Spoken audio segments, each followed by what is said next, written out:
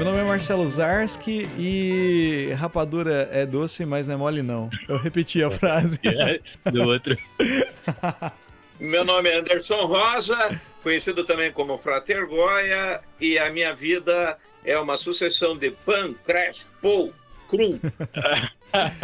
Boa. Eu sou a Débora Kim e um livro é um brinquedo feito com letras. Como diria o Bel. Eu sou o Uramesh e eu vou levar esse papo ao pé da letra. Eu sou o Arion, eu não sou rapper, não sou poeta, mas eu mando a letra. Olha aí. O cara tava com a resenha na ponta da língua já, né? Cara, mas vamos lá. Hoje a gente vai bater um papo com o Arion. Vocês vão conhecer ele um pouquinho mais durante o episódio. E só pra constar aqui, o Arion tá vindo aqui por intermédio do Uramesh, que vocês já devem ter ouvido de um outro podcast por aí. Uramesh, parceirão aí. E é isso aí, depois da nossa vinheta.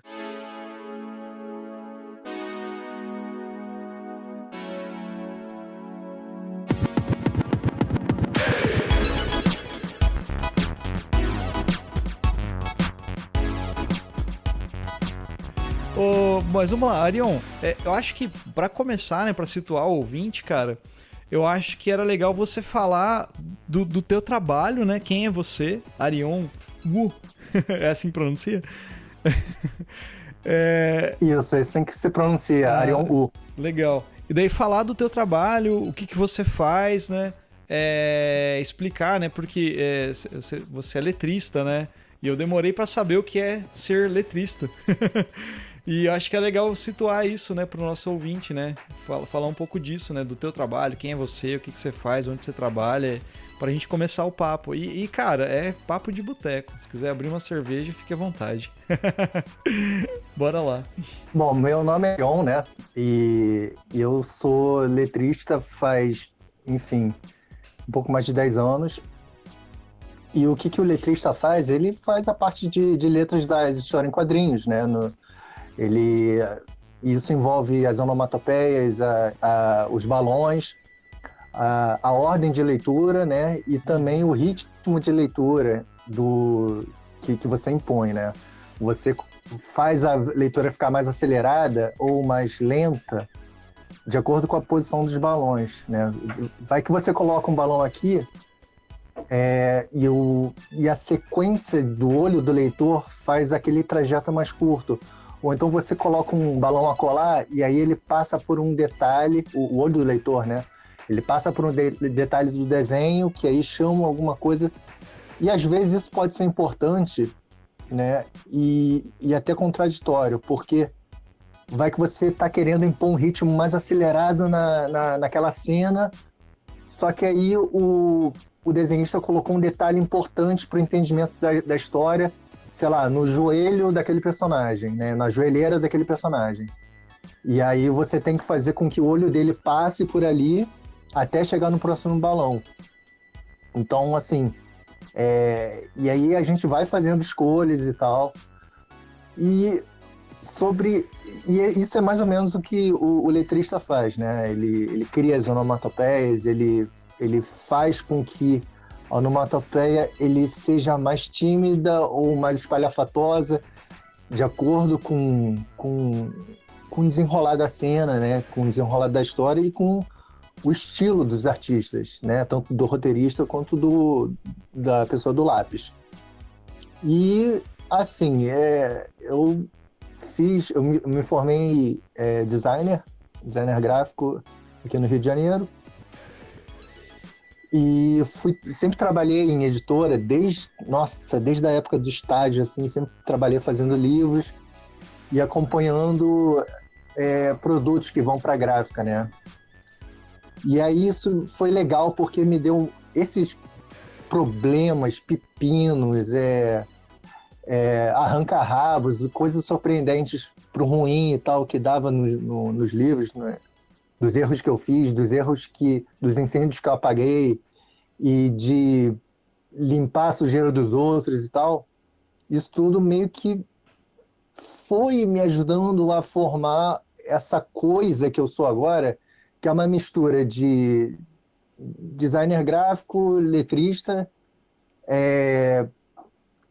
produtor gráfico. Então, é uma conjunção de coisas, é uma conjunção de coisas tão voltada para o meio do mercado editorial que recentemente essa editora que eu fazia bastante letras, né, que é a editora Pipoca Nanquim, eles resolveram me chamar para ser o diretor de arte deles, né? Isso daí é super recente, começou em maio, e agora eu tô aqui na labuta total, né? Porque com isso eu passei a não só letreirar, mas com pegar outras funções também. E agora, eu falei aqui meio que me atropelando, a minha trajetória de formação como para virar um letrista, enfim. Mas uma coisa que me ajudou pra caramba foram os cursos livres de uma época que eu nem pensava em ser letrista.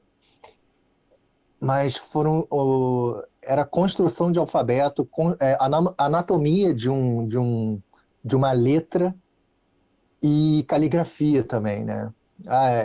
Quando a gente fala em caligrafia, a gente pensa em convite de casamento, aquelas coisas lindas e tal. Mas a caligrafia que eu estou me referindo é não só essa, mas como aquela que o pessoal fazia lá no tempo do Arco da Velha, que pegava lá aquele pincel de ponta chata, ou então o cinzel, o que seja, ia fazendo aquele ABC que a gente conhece hoje em dia, né? Todo mundo conhece, todo mundo não, mas assim, a grande maioria conhece a fonte Times New Roman, né? Que tá lá do Word e tal. Então são coisas assim que você começa a comparar uma fonte com a outra, um desenho com o outro, e entender os motivos que fizeram o criador daquela fonte ou daquela família tipográfica a tomar aquelas decisões, né? Por exemplo, tem uma fonte bem conhecida chamada Helvética. Então, assim, ela tem todo uma cara, ela tem toda uma história, né? Passando por aquele alfabeto, que você consegue ver assim, não, são essas decisões, essa harmonia que a Helvética tem e tal, e você começa a comparar com outras famílias tipográficas, né? Outra conhecida é a Arial, que é bem similar à Helvética, só que elas têm suas grandes diferenças. Então, são essas coisas que eu ia me interessando e ia somando uma coisa a outra e pum, chegou nessa oportunidade de começar a fazer letras para mangá. E, cara, comecei a gostar bastante, querer acelerar o meu ritmo de trabalho. E acelerar o meu ritmo de trabalho porque eu sempre paguei as contas fazendo letras, né? E o letrista, no geral, ele ganha por página. Então, naquela época, eu pensava assim, caraca, se eu quero juntar dinheiro, eu vou ter que fazer um monte de páginas no menor tempo possível. Como é que eu faço isso? E foram várias coisas assim, né? Uma delas foi aprender japonês. Não estou dizendo que eu sei japonês, não, mas assim, aprender a ler japonês, que é diferente de falar japonês, né? Então, inclusive, diferente de ler e entender, é diferente de só ler. Mas com a leitura beleza, eu sei esses alfabetos básicos, não sei o quê, então eu já conseguia pegar muito mais ritmo e fazer mais número de páginas em menos horas. Aí eu falei, beleza, agora eu já consigo pagar o aluguel, já consigo pagar o condomínio, essas coisas todas que todo mundo... É uma maldição, né, de todos nós. E isso meio que ajudou a criar um processo de trabalho, não diria meu particular, porque eu sempre estou dividindo as técnicas que eu desenvolvo com quem, sei lá, com quem quiser aprender, né? Se chega um desconhecido e para mim, como é que você fez isso? Cara, eu falo numa boa, sem esconder nada, é total total livro aberto, né? Eu não acredito. Porque assim, tem uma galera que fala assim: não, beleza, eu desenvolvi isso daqui é uma coisa legal que eu desenvolvi, só que só eu vou usar isso, porque aí eu vou ter uma exclusividade e vou ter um diferencial. Eu já penso diferente. Eu acho assim, cara, vai que, se a gente for falar pela vaidade, né? Vai que essa pessoa que está me pedindo essas dicas vira um baita de um letrista aí. Poxa, eu vou ter um orgulho de falar assim, caraca, eu ensinei aquela técnica para ele, né? Então é meio que por aí. Eu Mas, fico. Marcelo, você me perguntou uma coisa, eu fui desvirtuando, De boas. viajando. Cara, Cara, eu tô É, cheio bom de de papo. pergunta para você Eu, já. Só do que você também falou. tô. Vai, Débora, vai. Então, eu tava pensando aqui, porque eu tô aqui hoje de furona, porque é um assunto que eu gosto pra caramba. É, e ultimamente voltou à moda, né, a questão do letrista em si, com os cursos livres de lettering voltados principalmente para adolescentes e crianças, né? E é um sim, mercado que dá muito dinheiro. Aquela moça, Marina Viaboni mesmo, ela era arquiteta e abriu mão da profissão para trabalhar com isso. E ela, seguido, faz semanas das aulas, das letrinhas, não sei o quê, e ela converte muita venda com isso em curso. E tu nunca pensou em monetizar isso não só enquanto letrista de editora, mas também enquanto professor, porque se tu passa o conhecimento de graça. E isso é um mercado que está em expansão desde, acho que 2019, por aí, que estourou de novo, né? O pessoal quer comprar caneta brush achando que vai fazer milagre e coisa assim, e tu sabe que tu vai ter que aprender o que é uma serifa, o que é uma letra blocada. E aí tu tem esse tanto aí na mão e tu não tá fazendo o curso livre e ganhando grana com isso, por quê? Ele tem um projeto de olha, curso, não tem, Ariel? Tem? como é que é? Você tem um projeto de curso, não tem? Assim, um projeto mais pra Tenho frente. sim. Inclusive, Débora, um dos meus sonhos para ser concretizado a curto prazo é isso que o Uramesh falou, é desenvolver um curso que eu possa oferecer esses conhecimentos para quem quiser aprender, né? Em outubro agora, se não me engano, dia 24, 25, enfim, em outubro vai acontecer uma convenção de quadrinhos aqui no Rio de Janeiro, que é a NIT Comics, é lá de Niterói, e um dos organizadores, que é o Luiz Melo, ele falou assim, Arião, você não está afim de chegar aqui e dar uma masterclass de letramento? A gente vai permeando pelas etapas de produção, sei lá, como criação de roteiro, arte final, colorização. Ó, isso daí eu estou inventando, tá? Não sei se realmente tem esses cursos, mas o Luiz Melo realmente está juntando pessoas da área para dar aula. E aí ele entrou em contato comigo, falou assim, cara, você daria o curso de letramento, que tal? Eu falei, pô, junto à fome com a vontade de comer, porque eu tô querendo dar aula e você tá precisando de professor, né? Espero que o curso tenha bastante procura e tal. Aí, enfim, a gente está conversando e já está super confirmado que esse curso vai acontecer. Inclusive, ele é totalmente gratuito, é para realmente quem quiser ir e a princípio vão ser, sei lá, digamos 2 horas de curso ou até menos, mas é mais para porque assim o mercado ele anda um pouco carente de bons letristas e eu acredito que, cara, se eu conseguir despertar um interesse em alguém bom e esse alguém bom consiga, sei lá, se desenvolver de alguma maneira voltada para a área de letramento, nossa, eu vou ficar super feliz, né? Mas enfim, quero fazer esse curso. Vou fazer esse curso com o Luiz em outubro e quero dar continuidade. Eu sei que um dia não consigo ensinar tudo, tudo, tudo, tudo. Até porque nem é legal, sabe, pegar um dia e entupir o aluno de informação. Mas é legal deixar a base sólida.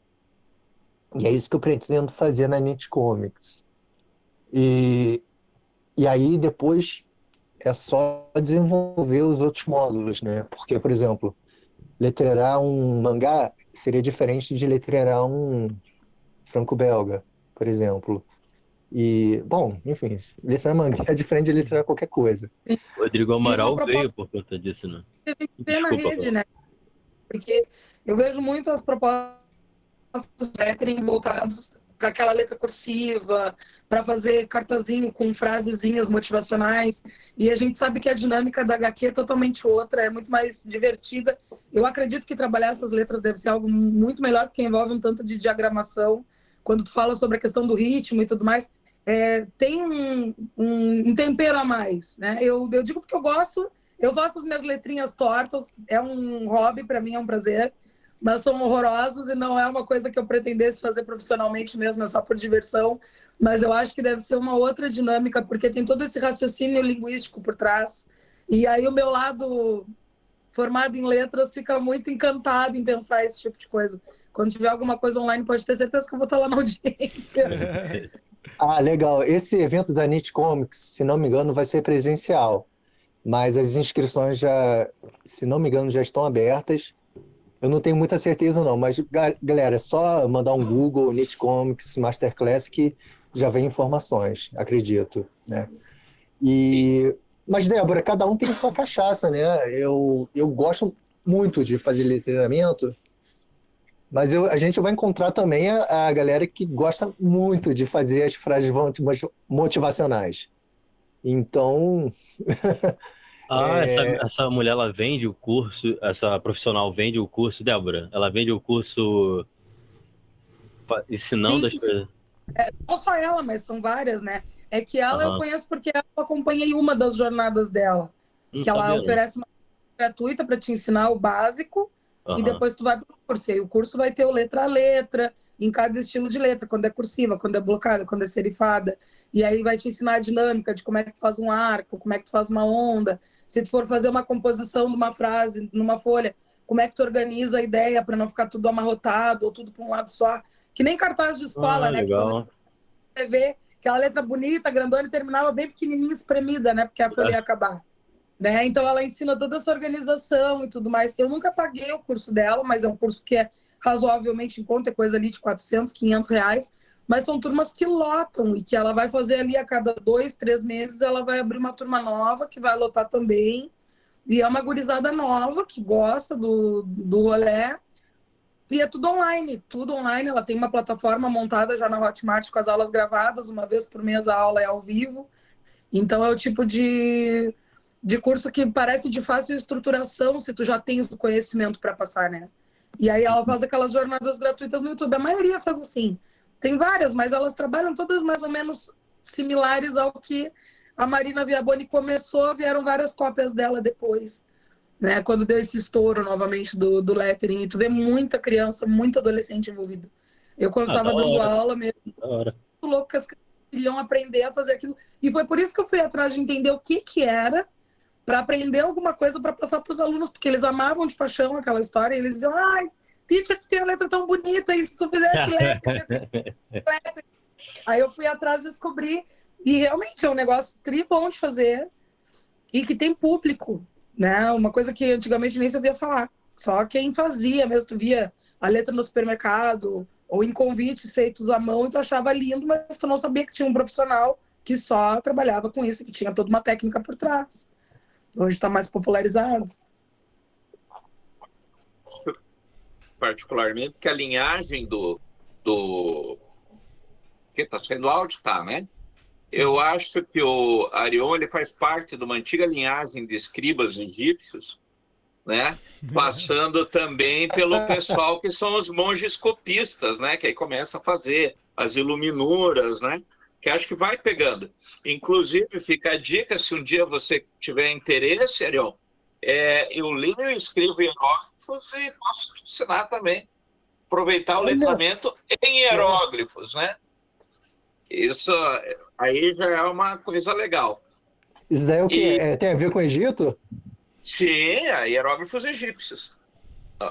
É uma oração ao deus Tote.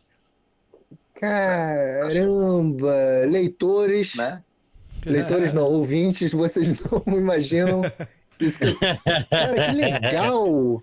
Cara, Que você legal. conheceu o Frater Goya antes? Conheceu o Frater Goya antes? Aqui tem uma oração, aqui tem uma oração de dedicação a Totti, que diz, dito pelo escriba Goya, o amado de Totti, 2 vezes grande, senhor do Quemeno, é grande Deus que dá oferenda de vida a todas as coisas viventes. Aí acaba aqui.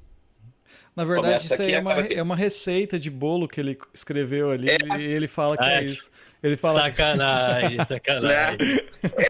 Mas eu acho que a letra percorre, né, todas as culturas nessa perspectiva, né? Porque aí você vai ter, por exemplo, as runas que eram escritas retas, né, porque era para ser gravado em pedra. O hieróglifo é muito legal, Arion, porque eles tinham todo um esquema de compor. Então a leitura é no sentido da gravura. Então, se está todos os passarinhos virados para um lado, você começa a ler daquela direção. Né? Legal. Aí tem sentido para cima, para baixo, quando as figuras se encontram, por exemplo, ao redor de um vaso, alguma coisa do gênero. Então, tem todo um barato, assim. Aí, né? E você vê que é muito similar ao que você está falando, ao fluxo da leitura. Né? A escrita egípcia é muito foda nisso. E aí, até deixa eu mostrar uma coisa, só um pouquinho, Marcelo, já passo para você.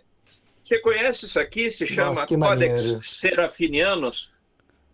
Conhece, não? Olha, não, eu não conheço esse livro, não, mas que legal esse livro de Codex. Isso se chama Luigi Serafini. Esse cara, ele é um designer italiano. E aí ele fez um livro, eu estou mostrando, o ouvinte vai apenas imaginar.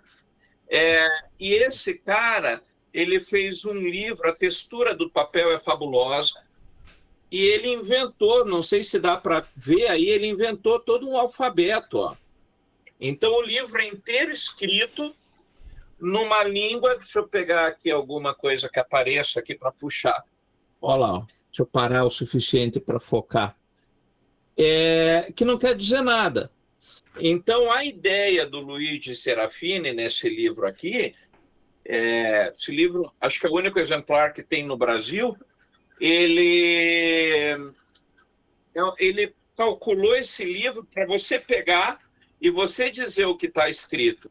Então, ele disse assim, do jeito que uma criança de 4 anos pega um livro de historinha e você diz, o que você está vendo? Ah, o coelhinho fez não sei o quê, aqui o coelhinho está chamando a mãe. Ele faz isso para adulto. Então, ele criou um livro inteiro, olha a grossura do livro. É um livro que pesa aí uns 2,5 kg, mais ou menos. Né? Ó. E faz um livro imenso que não quer dizer nada. Né? É você que vai dar o sentido para a obra.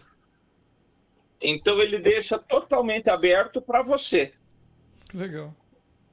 Eu acho isso fantástico. Agora, é bem o livro 8 ou 80, né?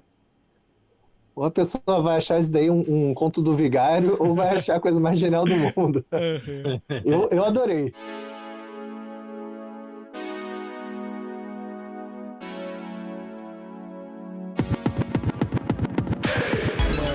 Ô Arion, só assim, situando pro ouvinte, então, o que a gente entendeu até agora do letrista, né? Você é o cara que bota os balõezinhos, que organiza as letras, vamos dizer assim, faz a diagramação, vamos dizer assim, de uma história em quadrinho e essas coisas assim, né? Deixa eu te perguntar, você trabalhou bastante tempo com mangás, né? Você falou, né? E eu até comecei a ver a sua entrevista lá do Pipoca, cara, hoje mesmo, antes da nossa entrevista, do nosso papo aqui, eu tava assistindo lá no canal do Pipoca e Nanquim, que você foi e tal, assim, mas eu não terminei de ver. E daí parece que você morou no Japão um tempo, isso, né? Uma coisa assim? Não, Ou foi pra lá?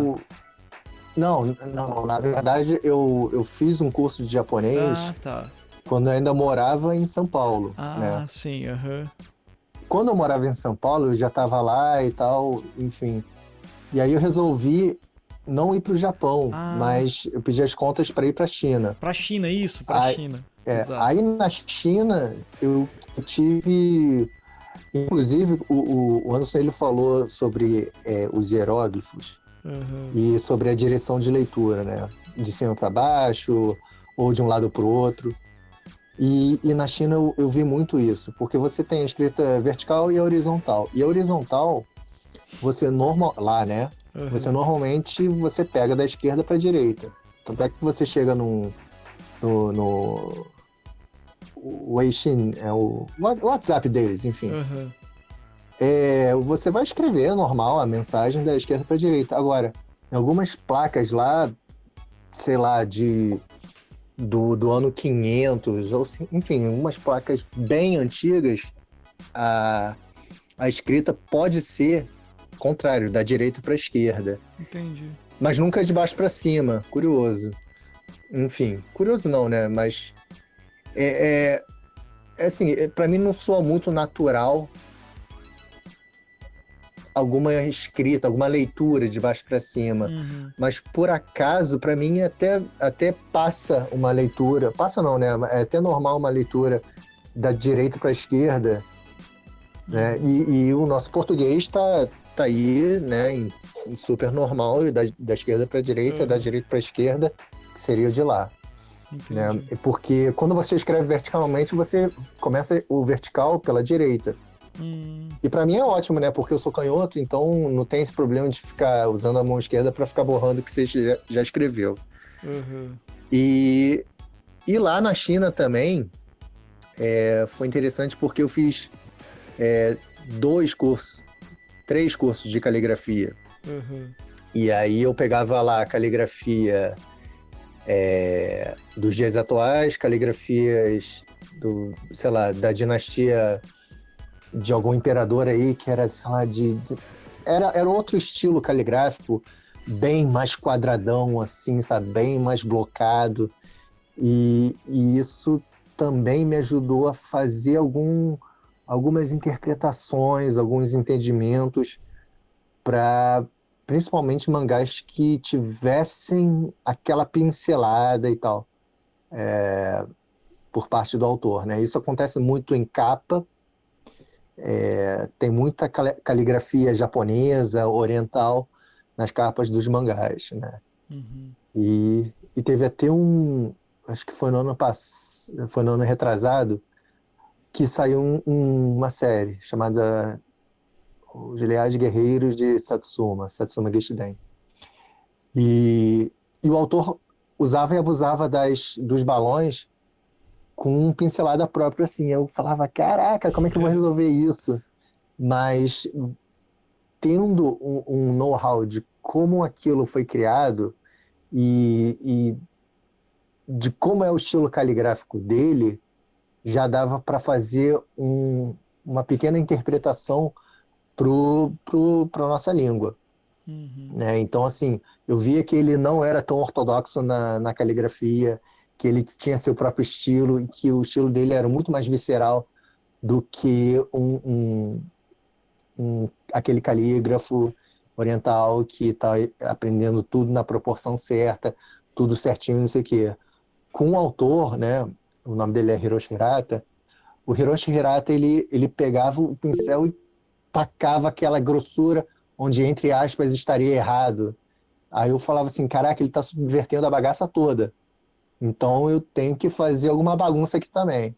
E foi nisso que... É nessas interpretações que aí é legal ter esse diferencial, né? Aí o letrista chega e fala assim, não pode ficar dessa maneira, eu vou ter que pescar alguma coisa que esse autor resolveu colocar aqui nessas páginas para passar para o nosso leitor brasileiro. E foi isso que eu procurei fazer, né? E aí, enfim, aí depois são só exemplos similares.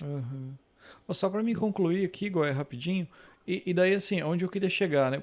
Por que, por exemplo, os mangás é por causa dessa, vamos dizer assim, cultura que você começa a ler ao contrário, vamos dizer assim, de um gibi, por exemplo, de um quadrinho, ou não, tem uma outra história? Porque assim, você começa a ler o mangá sempre da direita para a esquerda, né?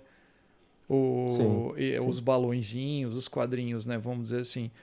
Diferente de uma HQ ocidental, né? Tem uma explicação para isso? Pois é, eu vejo que isso daí é meramente cultural, né? Então você pega um livro, sem ser de quadrinhos, um livro de prosa. Uhum. Você vai ter aquele sentido de leitura também, e assim, eu não estou generalizando, né? Eu tô falando assim, na maioria das vezes.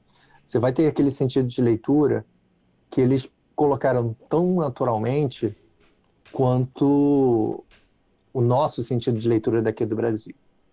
Então, mas por que que eles têm esse sentido de leitura, entre aspas, ao contrário, né? Na minha interpretação, é porque a escrita, inicialmente, ele era de cima para baixo, da direita para a esquerda. Se você já está escrevendo da direita para a esquerda, é natural que você abra o livro na mesma direção. Entendi.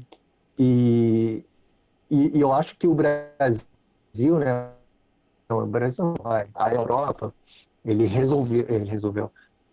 também seguiu a mesma naturalidade. Se você escreve da esquerda para a direita, é claro que essa primeira página vai ser folheado da maneira como a gente entende, Uhum. né? Então, eu acho então, o Marcelo, que isso daí é uma coisa que para eles é óbvio. Se Uhum. eu leio da direita para a esquerda, inicialmente, então é isso. Então, assim, na maioria das vezes, você abre um mangá, você tem as falas escritas de cima para baixo, né, naqueles balões, e não na horizontal. Eles poderiam até fazer isso, mas acho que para eles soa tudo muito mais natural se você unifica tudo da direita para a esquerda. Entendi. Eu acho uma coisa que é interessante é o seguinte, por exemplo, quando você pega o quadrinho mesmo, você tem, não é só de Comic Sans Serif que vive, né, os quadrinhos, né? Que o pessoal já tem aquela comics assim. Mas, na real, assim, eu vou te fazer uma pergunta a partir disso. Você teve que redesenhar muitas letras, por exemplo? Puta, chegou um quadrinho aqui que, cara, eu vou ter que refazer o alfabeto inteiro, né?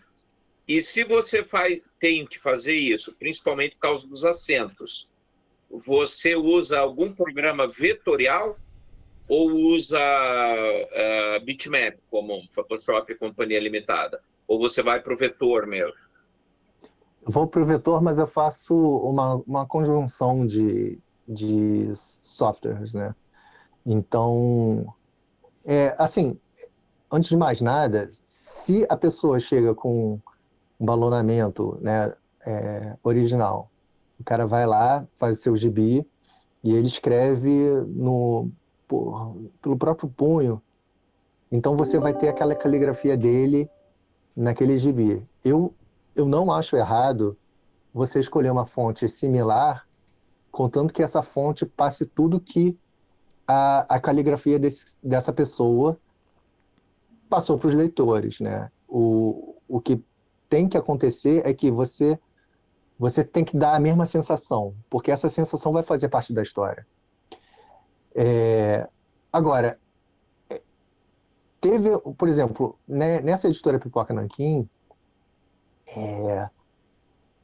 acho que foi o segundo, acho que foi isso, foi o segundo gibi que eles estavam lançando, que era o Moby Dick. E esse autor, o Chaboté, ele sempre escreve no próprio. Então eu colocava lá para os sócios, né, algumas opções de fonte, mas nada agradava. Aí nesse caso, sim, eu tive que redesenhar o alfabeto, tomando como referência o ABC do próprio Chaboté. E aí é tudo no vetor. Mesmo que fique pixelado, é tudo no vetor. Por que mesmo que fique pixelado? Porque nem sempre é interessante você fazer uma fonte toda lisa, toda redonda, né? Como é o que a gente está acostumado a ver, sei lá, nessas fontes para imprimir jornal, revista e texto corrido. E muitas vezes a pessoa que está fazendo o balonamento, escreveu lá no balão, sei lá, vou voltar para casa. Só que aí ele tem toda aquela textura do papel, tem todas aquelas ranhuras e tal. Sei lá, vamos supor que o autor está cansado, tremeu um pouco.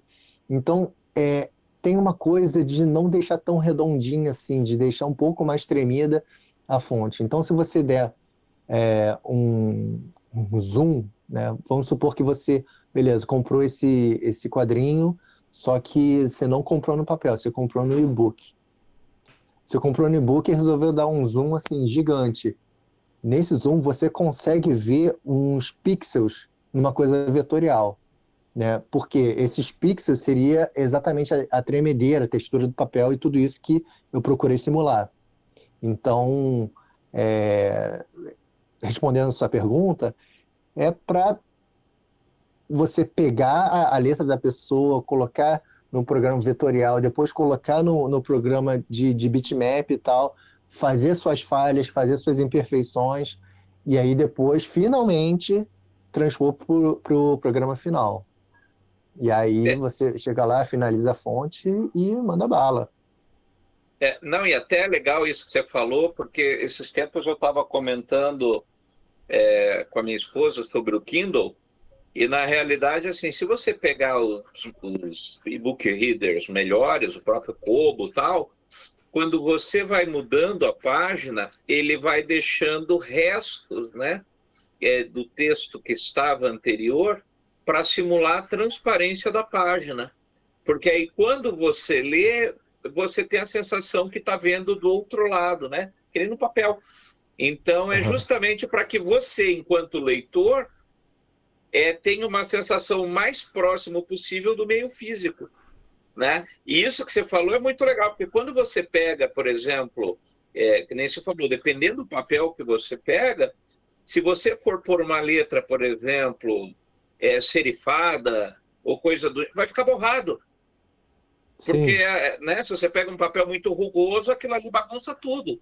Só que, às vezes, esse papel rugoso compõe com a letra. Não é isso? E aí você vai trabalhando... A letra ela trabalha com o imaginário, né? Sim, não só com o imaginário, mas também com o teor do conteúdo, e muitas vezes, né? Não estou dizendo que, não, essa fonte você só pode usar em casos de, sei lá, romance policial. Não, não é isso. Mas,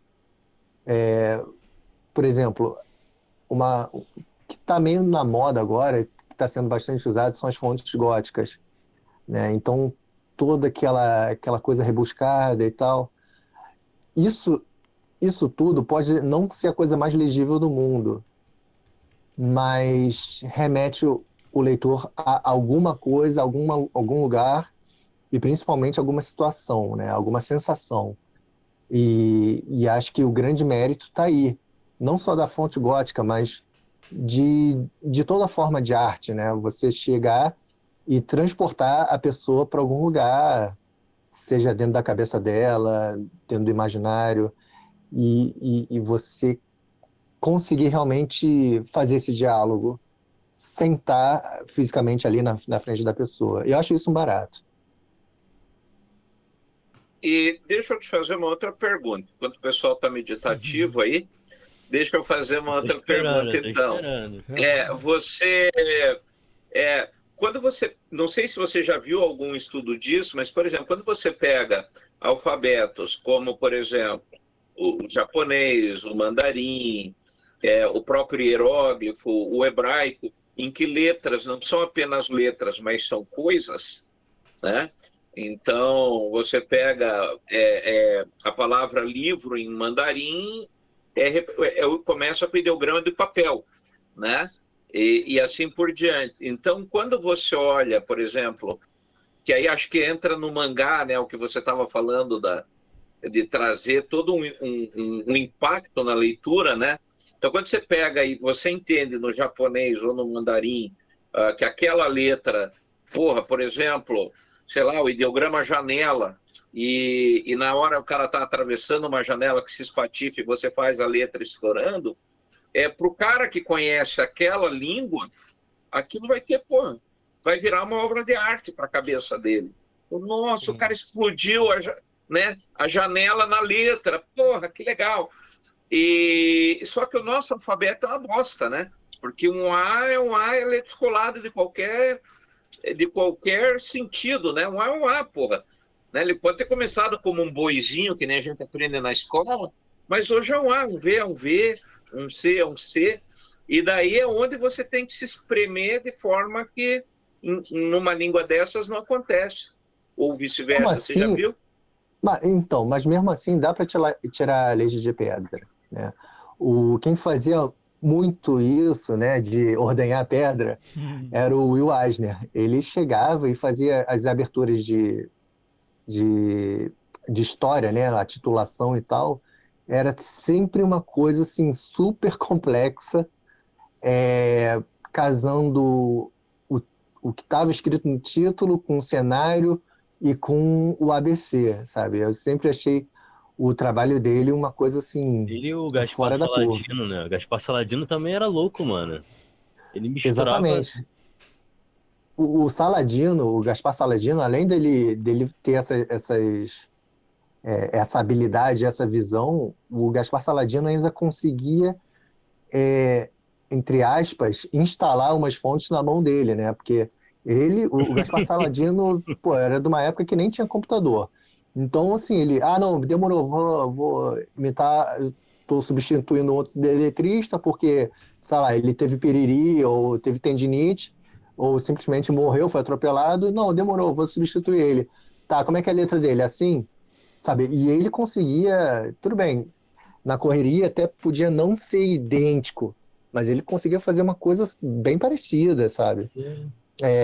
E às vezes ele não queria fazer nada parecido e, não, beleza, eu tô substituindo, vai ser outra letra, ponto. Mas ele tinha muita versão de estilo de caligrafia dentro da própria dele mesmo, sabe? Ele tinha muitas, cara. Não sei como é que ele fazia, ele era um computador, cara. O braço direito dele era uma cacetada de fonte. Em vez de correr sangue naquelas veias, corria letrinhas. É impressionante. E assim, o Gaspar Saladino, a nossa própria Lilian também, ela tem a Matsunada? A Lilian Mitsunagi, ela tem bastante...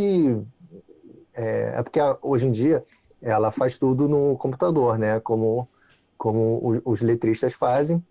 Mas eu vi numa entrevista, escutei um podcast dela, que ela, quando era, sei lá, mais nova e trabalhava começando lá na Editora Abril, ela corrigia os erros dos outros e imitando a letra dos outros, né? Porque, assim, você tem aquela correção naquele balão. Não faz sentido você meter uma outra caligrafia ali e pô, vai ficar uma coisa muito distoante. Aí ela chegava e imitava, né? Então é um pouco disso que o Gaspar Saladino fazia também. Cara, eu queria te perguntar uma coisa, não sei se alguém queria perguntar, mas tem uma coisa que o Frater falou, e é uma coisa que você estava falando agora, é que como você se sente, tem uma página você já até sabe do que eu vou falar, tem uma página do Moonshadow que tem um bolo de aniversário, escrito lá, Feliz Aniversário, Happy Birthday. Só que, cara, aquilo ali é pintado na aquarela. Como você viu aquilo ali em inglês? E como você se sentiu? Tipo assim, puta, cara, eu vou ter que reproduzir isso aqui. O cara fez na aquarela e a água tem toda, né? Vai mudando de um traço pro outro por causa da água e tal. Como você se sentiu quando tu viu aquilo ali? Você teve que traduzir aquele Feliz Aniversário do bolo, do Moonshadow lá. Até tem uma carta também do Ira também, né? Lá no Moonshadow. E você fez exatamente. Não parece que tá traduzido. Parece que tá pintado ali. O cara, parece que ele pintou o Feliz Aniversário em português. Como você se sentiu? Por que tu... Sabe? Entende? Então, por exemplo, a sensação que a pessoa tem quando vê uma treta pela frente é a seguinte: opa, lá vem treta. E foi isso, né? E esse daí é o que, no jargão da profissão, é o que a gente chama de retoque, né? Que você chega e tira o Happy Birthday para colocar um feliz aniversário ou um stop para botar um pare. E é isso, você tem que reconstruir e principalmente entender como é que o desenhista fez aquilo, né? Por exemplo, o cara coloca uma aquarela ali e ele coloca quanto de pressão naquele papel. E dessa pressão, Nossa, quanto velho. que daquela borda, daquela mancha de aquarela, vai ficar mais escura, né? É, é óbvio que eu não vou fazer isso no papel para depois escanear, para depois passar. Não, eu faço isso tudo no programa do computador.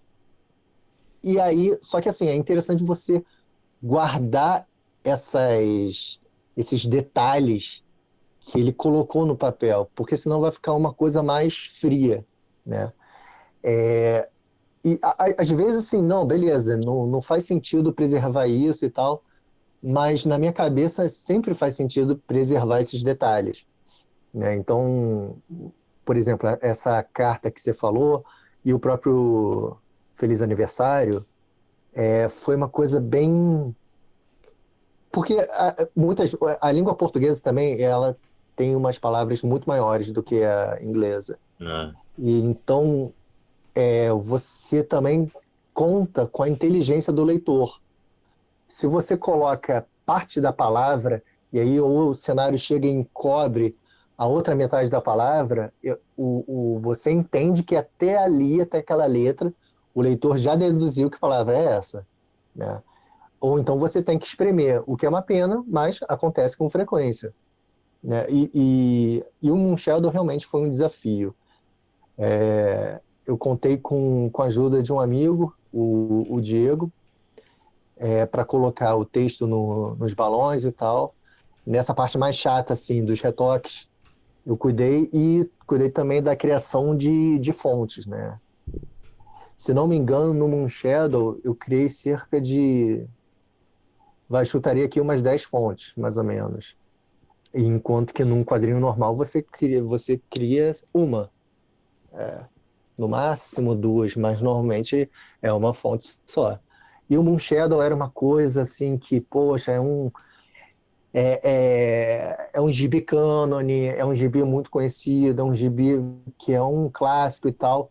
Então, cara, nessas horas você dá o sangue, você não mede esforços para colocar tudo que o artista, o John J. Mutt, né, ele colocou naqueles pincéis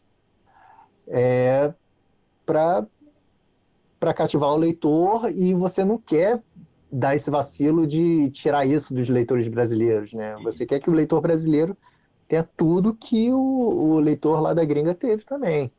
E aí foi nesse norte, né? Foi com essa bússola que eu consegui chegar no resultado que a gente conseguiu chegar, né?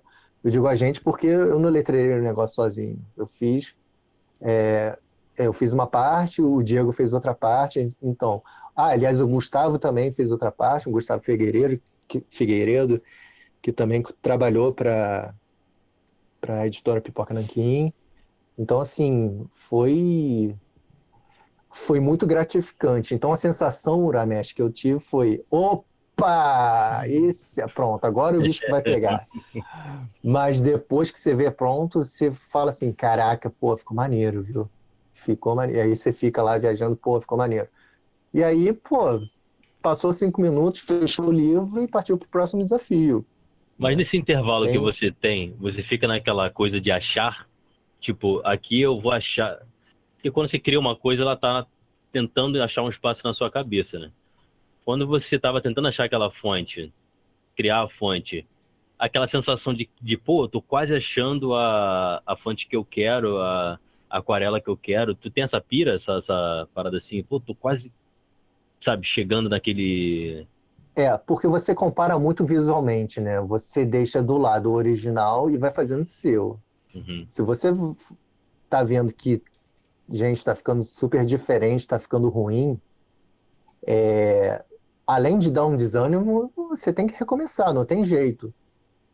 E a não ser que isso vá começar a atrasar o material. Aí realmente você tem que você tem que avaliar se vale a pena ou não mandar daquele jeito. Mas, no geral, não vale, né? A resposta é não vale. Mas eu sempre procuro equilibrar as coisas, né? Assim, não, você tem que fazer um negócio perfeito. Beleza, tem que fazer. Vamos supor que você, sei lá, não consiga por qualquer motivo. Tá, agora que você não conseguiu, quais são as saídas?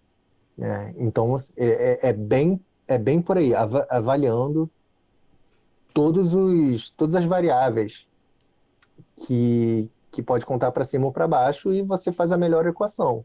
Né? Então,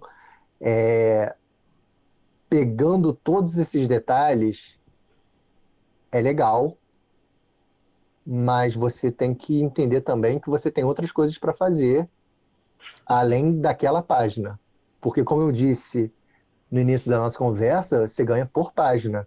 Não interessa se aquela página está em branco ou se é uma página super complicada. O preço é o mesmo, né? Aliás, isso daí é uma curiosidade. O letrista ganha por páginas em branco também. E aí, no final das contas, as coisas meio que se equilibram mesmo, porque as páginas complicadas, se é um gibi só de página complicada também, você vai orçar de acordo com o trabalho que você vai ter, né? O lance é você ser condizente, né? Com você, com o seu cliente. Então, é isso que é legal você ter em mente, né? Você tem que ser honesto primeiro consigo mesmo, porque tem uma galera que gosta de falar assim, cara, eu gosto muito de histórias em quadrinhos, é uma coisa que eu realmente amo e por isso que eu vou fazer, sei lá, de graça, porque eu quero muito entrar nesse meio. Bom, isso daí é um tiro no pé, porque você está querendo virar um profissional, ao mesmo tempo você é um profissional que não cobra, sabe? É uma coisa que nem faz sentido. Então, mas assim, é como o amor, né? Muitas vezes o amor não faz sentido. E o cara ama os quadrinhos. Então, realmente,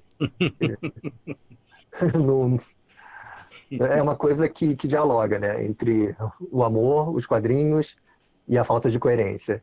Né? Então, o alerta que eu dou é esse. Tenha coerência e cobra o preço que você tem que cobrar. Tu é iniciante, você é iniciante, cobra mais barato, mas cobra, né? Pelo amor de Deus. Tem algum trabalho que você queria muito fazer e não rolou? Ou, tipo... Tem. O que seria? Nossa, tem uma Vários. cacetada, né? Muito boa. A Valentina do Crepax, né?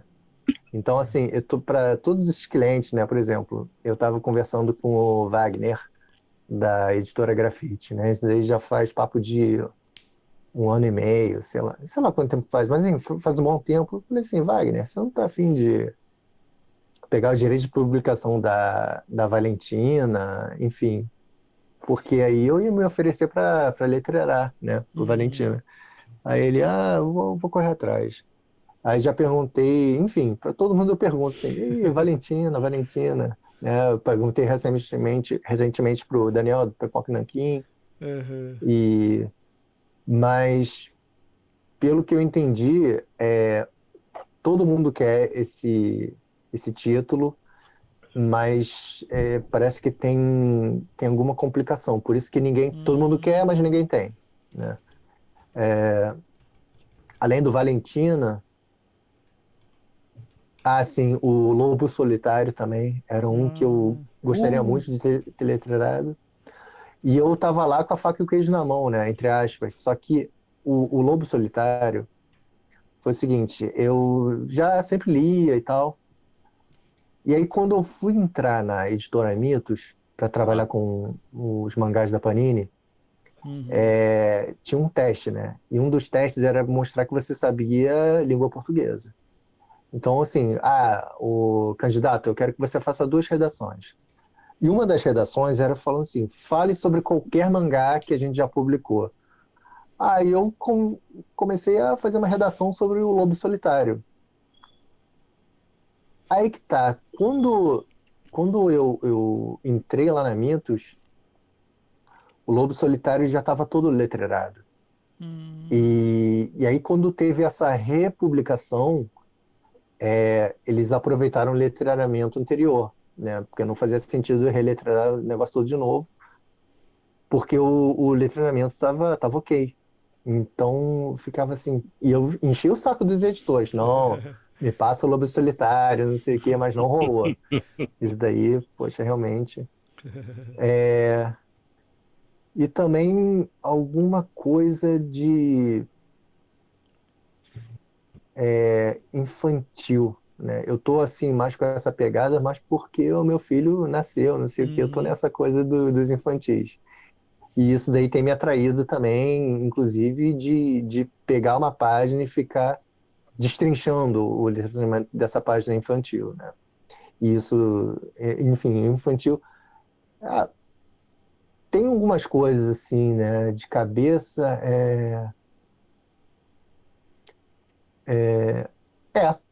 Uma coisa que caiu no meu colo que eu gostei muito, né? Foi o Incal, que, era uma. É Enfim, responsa, vem. hein?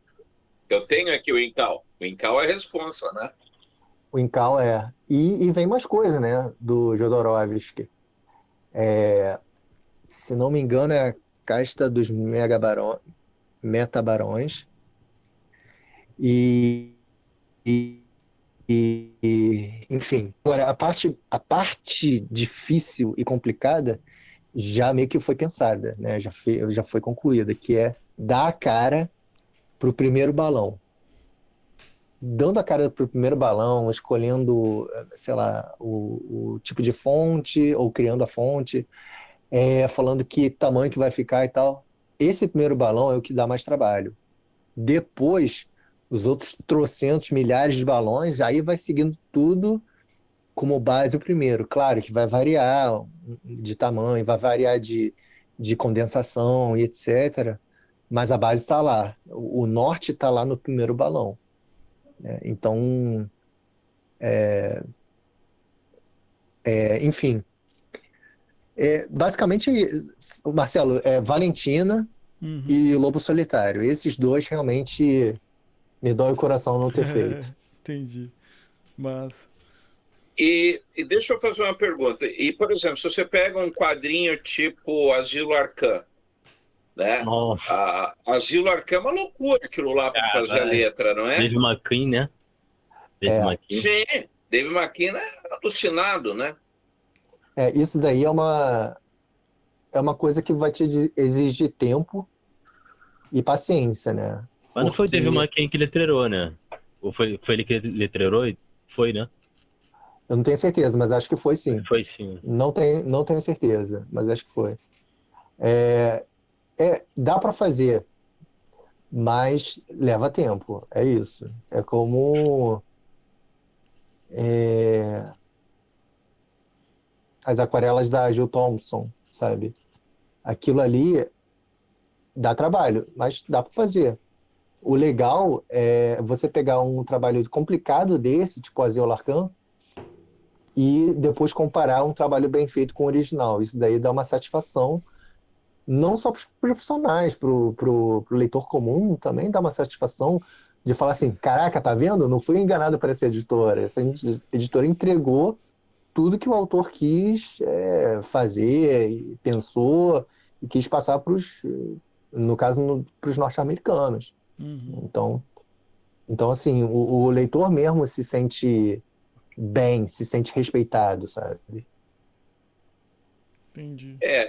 Eu acho complicado, porque na realidade, assim, quando você pega, eu ia te fazer até uma outra pergunta em relação à própria questão do Moonshadow, mas vai ficar como se fosse geral, né? Que você falou que fez várias fontes ali, né? A minha pergunta é, quando vem o material, quando você compra o direito o copyright do material, eles não vêm com o pacote de fontes, por exemplo, de letramento? Quando a pessoa letreirou na mão, eles e a editora daqui do Brasil compra os arquivos, eles mandam também os arquivos escaneados que a pessoa chegou, escreveu, não sei o que, e colocou lá na tela do computador. As fontes, é bastante comum a pessoa chegar e colocar as fontes no pacote, mas as fontes de história em quadrinhos, dependendo do país, eles não vêm, porque aí seria uma outra compra, né? Eles chegam, convertem o arquivo, o miolo de cabo a rabo em curvas. Para o leitor que não sabe o que é converter em curva, para o ouvinte que não sabe o que é converter em curva, é quando você digita um texto, por exemplo, num balão, e você precisa de uma fonte instalada no seu computador para ler certinho com aquela forma, com aquele desenho. Converter em curva é quando você chega e fala assim, isso não é mais digitável, isso virou um desenho, e você não pode mais digitar porque não é mais um texto digitado. Então você simplesmente pega aquele texto e faz o que a gente chama de converter em curva, né? Então é dessa maneira que vem os quadrinhos norte-americanos. Eles vêm tudo convertido em curva, né? Dependendo do letrista, sim, né? Tem letrista que não liga, deixa lá em texto, inclusive manda a fonte também. A gente aqui no Brasil não tem muita cultura de comprar fonte, né? A gente não tem muita cultura nem de comprar software, que dirá fonte, então, pô. Então, assim, a gente acha até estranho, né? A gente acha até estranho, sabe? Tipo, pô, eu vou ter que comprar essa fonte? Poxa, sim, né? Afinal, o cara criou aquela fonte e tá esperando que você compre, porque você tá usando um serviço dele. É meio que por aí, né? É como as aulas. Vamos supor que eu gravo algumas aulas e disponibilizo o pacote para as pessoas comprarem, escutarem e praticarem, enfim. Enfim, é o mesmo princípio, pessoal. Acho que vocês entenderam. Uhum. Que doido. E só completando, isso não é sermão não, tá? Até porque eu mesmo eu peço muita fonte para as pessoas, né? Vamos supor que o cara fulano de tal criou uma fonte e tal. Eu chego na cara dura, vem cá, você pode me dar essa fonte que você criou e tal? A pessoa realmente, não, beleza, para que seria? Aí, pô, você fala um motivo nobre, sei lá, fala que é para acabar com a fome no mundo, e a pessoa, pô, de repente acredita. Fala um motivo nobre.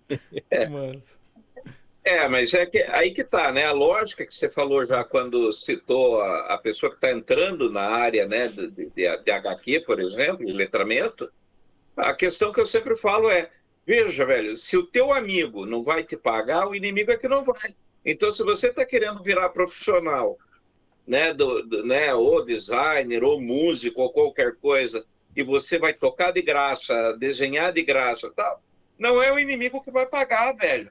E como você falou, você tem contas, você tem condomínio, você tem aluguel, você tem prestação de casa. Então, porra, por mais que você possa dizer, não, para você eu faço um preço melhor. Agora, de graça, velho, porra, né, digamos, né, para um cara que quer começar, vem cá que eu faço para você de graça, dá o Asilo Arcan pro maluco.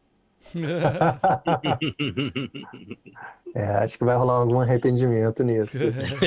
Não sei, né? Ou talvez até não, porque é o que eu falei, as pessoas amam tanto quadrinhos que num baque inicial, tudo bem que a longo prazo você tem total razão, é uma coisa que não dá para fugir, principalmente da decepção, né? Tipo, pô, tô me matando aqui de trabalhar e ganhei só um cachorro quente e um obrigado, pô, é fogo.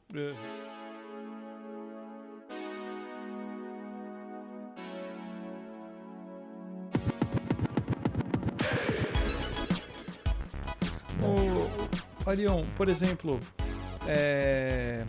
esse lance do letramento, assim, é letramento que fala? né? Letramento tá certo, letreiramento, que é como eu falo, também tá certo. As duas formas são aceitas. Uhum. Isso aparece também, por exemplo, em vídeos e coisas assim também. Eu tava assistindo recentemente aquela série Umbrella Academy. E as aberturas da série, não só dessa série, mas como umas outras que eu vi, sempre quando vai aparecer o título, ele aparece de forma diferente, assim. A fonte é a mesma, né? Mas ele aparece em lugares diferentes, sabe? Com, sabe, planos diferentes. Tem a ver com o letramento ou é outra coisa, daí não tem nada a ver? Por exemplo... eu não vi essa série, né? O Umbrella Academy. Mas, pelo que você descreveu, tem a ver com letramento, porque você pensa na forma que aquilo vai ter, na sensação que aquilo vai passar. Entendi. E tem também conjugado, e esses dois sempre andam de mãos dadas, com o videografismo, não, com a parte de design. Né? De você, não, beleza, a solução que eu tenho para não deixar o espectador tão... Ai, que saco, essa abertura de novo, já vi umas 1000 vezes. Fazer essas pequenas modificações e tal, para cativar a atenção da pessoa, e não, beleza, o que vai ter de diferente, o que vai ter de surpreendente e tal, sabe? Entendi. O exemplo primeiro exemplo que me vem à cabeça, que eu acho que é o mais conhecido, é o finalzinho da abertura dos Simpsons, né? Que você sempre vai ter a família em uma situação diferente, sentada no sofá ou em alguma coisa assim, vendo TV. Mas é sempre uma coisa que vai te surpreender. E eu acho que é por aí, pelo que você descreveu, é por aí que o Umbrella vai fazer. Entendi. Né? E isso tem a ver, sim, com a profissão, com o letramento, né? Principalmente com a forma de pensar. A forma de você... a sua intenção é a forma de pensar para você passar o necessário pro outro lado do gibi ou pro outro lado da tela. Entendi. Tem um anime que eu assisti já há um tempão já, chamado Monster, que é baseado no mangá de mesmo nome. Eu não lembro quem que é o criador. Mas isso que você falou, tipo, o encerramento... Eu sempre pulava os encerramentos dos animes de tudo, assim, pra assistir, né? Eu assistia há muito tempo atrás, meio fora da lei, assim, nem tinha na Netflix. Naoki Urasawa, talvez? Talvez, eu não sei, é Monster o nome, deixa eu achar aqui. Só que, assim, o legal é que o final, ele sempre... Ele ia contando uma historinha. Então, por exemplo, o ending do primeiro episódio, ele contava uma parte dessa história. E daí o ending do segundo, ele ia completando. Então, até chegar no último episódio, lá no episódio 30, sei lá, que tava a história completa, que tinha a ver com o anime, legal, hein? cara, assim, daí eu falava, caraca, sabe, e a trilha sonora era boa também. Deixa eu achar quem que é o cara que fez Monster. Como? Naoki Urasawa. Isso, Naoki Urasawa. É muito bom, cara, assim, e você falou disso, eu ficava preso, daí eu ficava assistindo pra ver aonde que ia chegar, sabe? E realmente, tipo, chamava atenção, assim, na época, assim. E outros animes, né, o Jojo, por exemplo, né, eu assisti recentemente o Jojo, e também cada abertura não, mas cada encerramento ele vai pra um lugarzinho, conta uma coisinha diferente ali. A música também chamava atenção, sabe? Então eu achava isso bem interessante. Diferente daquela mesmice sempre. Massa demais. Agora eu vou ficar com peso na consciência e com uma pulga atrás da orelha toda vez que eu pular. Né? Eu sempre pulo. Fala, Goya. Não, né, tem a série Fringe, que usa muito o texto, né, inserido no contexto da cena, então aparece como uma faixa de pedestre, alguma coisa assim. E outra, né, um desenho que fez uma convergência com o HQ é o próprio Homem-Aranha no Aranhaverso, né, que eles tentaram colocar inclusive as retículas, né, então determinadas cenas, os planos... eles fizeram muito isso, né? E até as letras, na própria animação. Foi feito esse trabalho, né, para trazer essa experiência, né? E, se eu não me engano, tem inclusive uma malícia acho que da Sony mesmo, em fazer isso, porque estava perdendo leitores de gibi, né? O leitor de HQ. E daí eles falaram, não, vamos fazer o Homem-Aranha no Aranhaverso próximo da HQ, como se fosse um gibi em movimento, e talvez isso faça o pessoal voltar a comprar quadrinhos. Porra, e ele é muito lindo, cara, que quando tu olha ele assim, ele tem... Eu revi ele com a minha esposa. Quando você olha, ele tem uns zooms assim, que às vezes no fundo você percebe que tem aquela... Como se fosse um pixel. Daquela folha de papel jornal do quadrinho, ela desaparece assim quando faz assim um zoom, aí volta e vai para aquele digital fudido, aquelas cores... Porra, sei lá, meu irmão, eu acho incrível. Ele ganhou o Oscar, né? Sim. Não foi? De animação, né? Eu não sei se ganhou ou concorreu, mas ele tava lá. Mas... Merecidaço. Cara, eu vou falar uma coisa. Eu tenho muitas perguntas pra fazer, mas a maioria das perguntas eu já fiz pro Arion. Eu vou deixar os lançarem tudo, mas no finalzinho eu vou falar. Eu tenho umas coisas pra perguntar pra ele. A primeira pergunta é sim, eu tomo cerveja e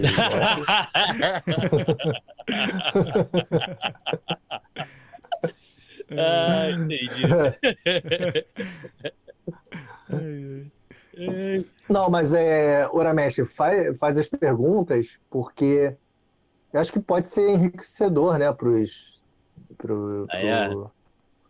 para quem está ouvindo a gente, né, sei lá. Ou então não tão enriquecedor, né? Tipo, essa pergunta que você não fez eu respondi. Não vou fazer uma pergunta, então, vou fazer diferente. Fala daquela cagada que quase rolou, mas o que acontece com qualquer ser humano, que quase foi imprimido a capa do Nelson Rodrigues. Pois sem o título do Nelson Rodrigues. Era cerca de, sei lá, ano 2000, 2002. Eu trabalhava na editora Nova Fronteira, né? E essa editora tinha a exclusividade do Nelson Rodrigues, enfim, a gente estava reimprimindo todas as peças do Nelson Rodrigues. Aí eu fui lá e, pô, beleza, né? Tô começando aqui, quero mostrar serviço, e tava cuidando de uma capa. E essa capa, eu mandei para gráfica, né, rodar, tinha visto que estava tudo certinho e tal, mandei. E aí o dono da gráfica, né, ele chegou, ligou de volta e falou assim, tem esses problemas, e que não é problema não, pode rodar e tal. Caramba, o rapaz, ele ligou de novo, inconformado, ele falou assim, cara, tem certeza? Eu falei, não, mas o que foi agora?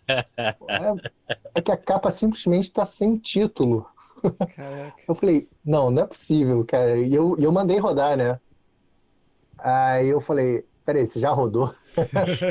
Aí ele, graças a Deus, falou, não rodei não, porque, pô, tá muito estranho, sem título. Aí eu fui lá no computador, abri o arquivo, né? Porque a reação normal é essa, né? Não é minha culpa. Aconteceu algum erro aí no meio da trajetória, mas o erro não partiu de mim e tal. A postura normalmente, inicialmente, é essa. Eu abri o computador, realmente foi culpa minha. Eu fiquei tão concentrado no nome do autor, porque o nome do Nelson Rodrigues pesava mais do que o título, né? Então era o nome do autor imenso na capa, e eu já estava tomando, de uma forma inconsciente, já estava tomando aquilo como título. Eu falei, caraca, eu mandei um negócio sem título. E, pô, graças a Deus, não foi. Cara, e sobre isso, tipo assim, qual o cagaço que você tem em referência a backup, cara? Porque você tá ali no meio, ou a gente produzindo música, fazendo coisas com o computador, cara, piscou a luz, fudeu. Acabou. Perde a parada, você não tá na nuvem. Como é que você faz, cara, pra poder armazenar isso tudo em HD externo? Não sei como tu faz backup de cada página. Eu trabalho no laptop, né? Então tem bateria. Uhum. Mas, além disso, eu costumo fazer um backup de acordo, por exemplo, eu estou fazendo um gibi, e esse gibi tem uma etapa bem complicada. Beleza, terminei aquela etapa, eu backupei no HD externo, E aí, esse é o primeiro backup daquele gibi. E à medida que eu vou me deparando com coisas muito difíceis, eu vou backupando. E terminou o trabalho todo, eu faço 2 backups. Um no meu HD externo e outro na nuvem, da editora, né? Então, teoricamente, a gente sabe que nunca nada é tão seguro ou 100%. Mas, teoricamente, está seguro.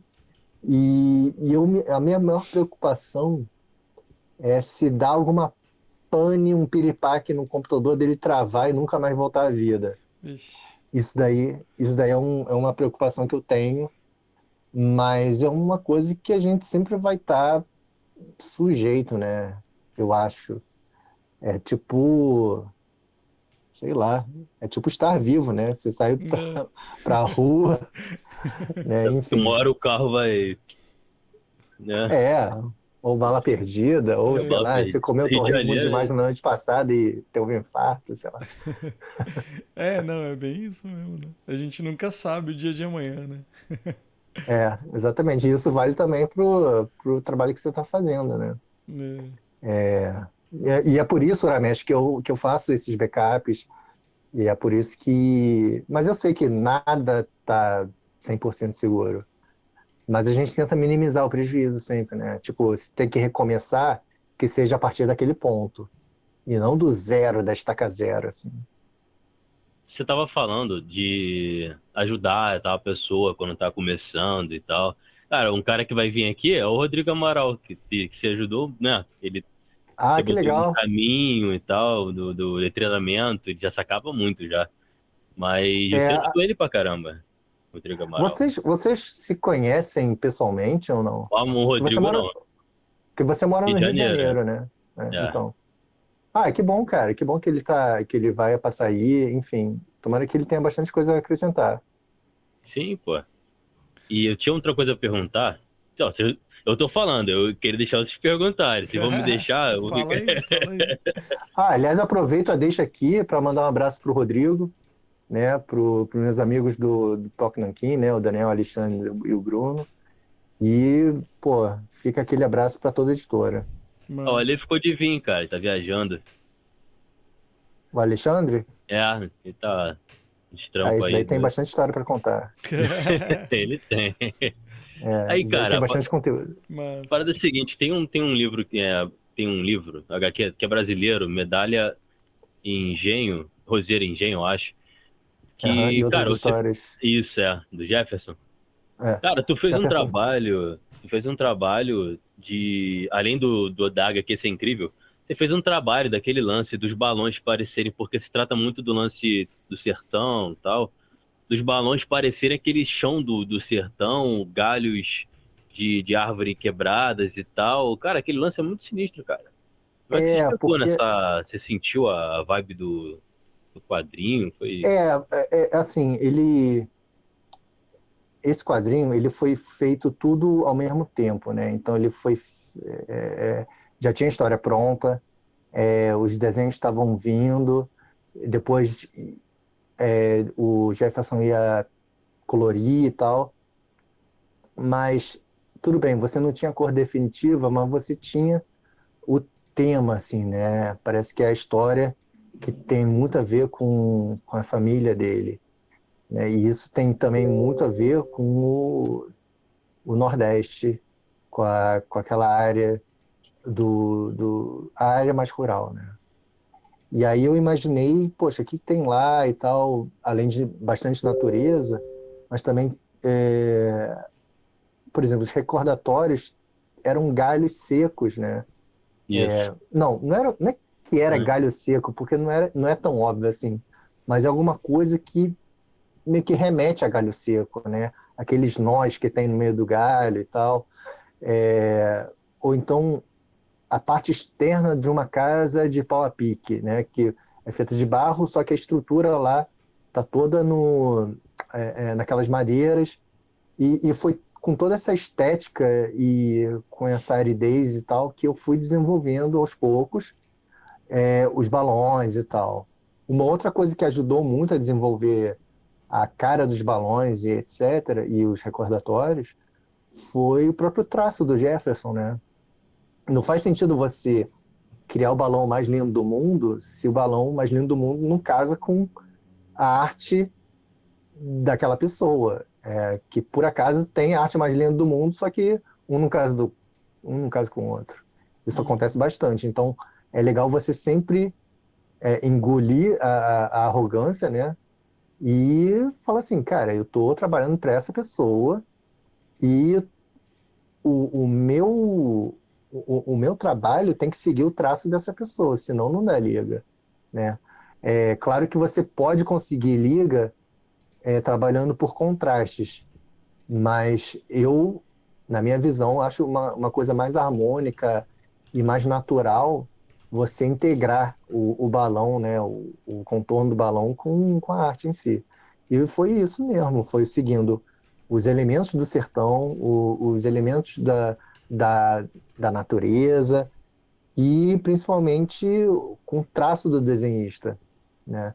Eu tive bastante bate-bola com o Jefferson, foi uma troca de e-mails e tal, mandava proposta, ele gostava de uns, não gostava de outros e melhorava os que estavam mais ou menos e tal, e foi assim que a gente foi lapidando os balões. A mesma coisa foi com o Shamisen. Shamisen, eu esqueci o subtítulo, mas enfim, canções do...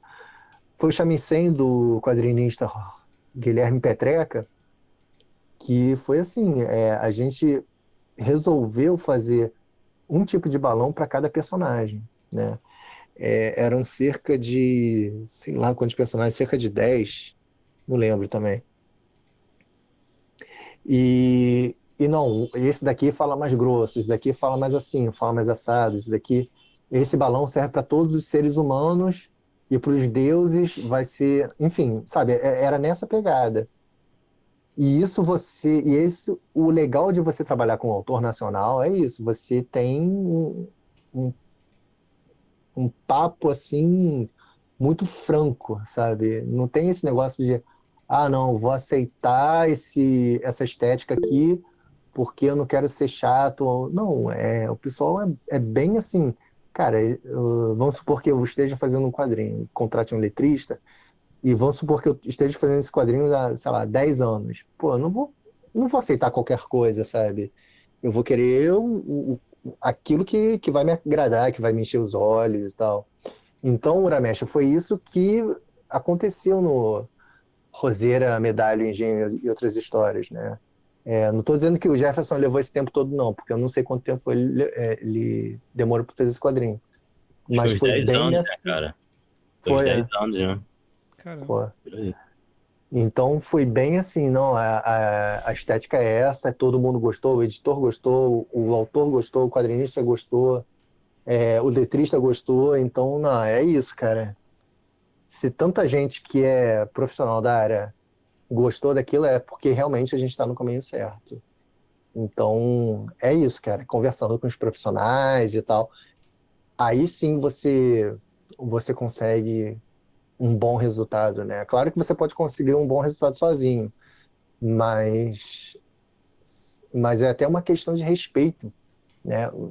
Mostrar para quem foi o criador de tudo e falar, ó, que tal isso aqui? E aí, se tiver um bate-bola, melhor ainda. Porra, foda demais, cara. E uma Mano, pergunta que não quer calar. Quanto tempo leva para você fazer, por exemplo, uma HQ ali, sei lá, 50 páginas de um título mensal? Não vamos pensar em graphic novel, ou hoje nesses títulos, né, mais sofisticados. Mas, por exemplo, uma HQ normal, você leva quanto tempo? Uma HQ normal de 50 páginas, eu levaria menos de uma semana, menos de uma semana. Nossa, Talvez é rápido, hein? poucos caraca. dias. Poucos dias, porque uma HQ mensal tem a facilidade de você já ter impresso os outros números, né? Os números anteriores. Isso. Então você pega a base dos números anteriores para você usar como referência, né? Então, assim, a fonte é essa, era o que eu estava falando. O que demora mais e o que é mais importante é o primeiro balão. O primeiro balão já foi feito há várias edições atrás, né? E o tamanho, tudo, o esquadro, para quem não sabe, para quem está em casa e não sabe, é a mancha de desenho ocupada na página pela página feita pelo quadrinista, né? Então é a junção de todos os quadros daquela página que faz o que a gente chama de mancha, a mancha gráfica ou esquadro. E é natural que você tenha o mesmo esquadro em todas as páginas, né? Então você vai ter sempre aquela mancha, sempre ter aquele recorte de todos os quadros, sempre na mesma posição. Essa posição é estudada para saber onde é que fica melhor. Será que fica muito perto da lombada? Aí o leitor vai ter que esgarçar o livro e tal, né? Isso tudo já foi pensado e você pula essa etapa, já está feito, né? Tudo que você tem que fazer é colocar as imagens ali, jogar o texto, né? Os balões já foram feitos por algum profissional norte-americano, né? Já que a gente está falando de quadrinho mainstream. Uhum. E, assim, você leva poucos dias. É bem diferente de fazer um Roseira, Medalha Engenho e outras histórias. Esse daí, por exemplo, eu demorei, eu diria, um mês para fazer, alguma coisa assim. Ou até mais. Né? Acho que foi em 2018 que eu fiz esse gibi. Já fazem 4 anos. Eu diria, sei lá, minha memória não está muito boa, mas eu acho que foi papo de um mês e meio. Caramba. Pois é. E daí quando você vê, por exemplo, quando alguém diz assim, pô, essa revista tá cara, esse gibi tá caro, a pessoa não entende o tamanho do trabalho envolvido nisso, né?